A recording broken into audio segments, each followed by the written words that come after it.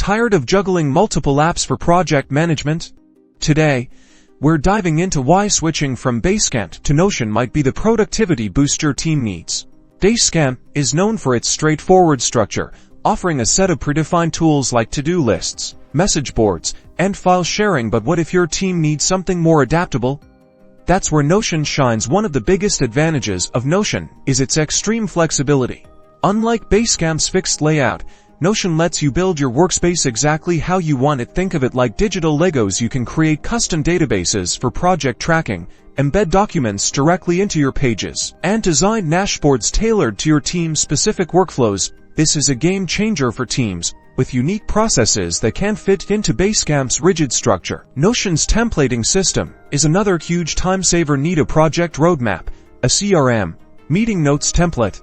Chances are, Notion has a template for it, or you can easily create your own and duplicate it as needed. Compare this to Basecamp, where you are stuck to the same view every time.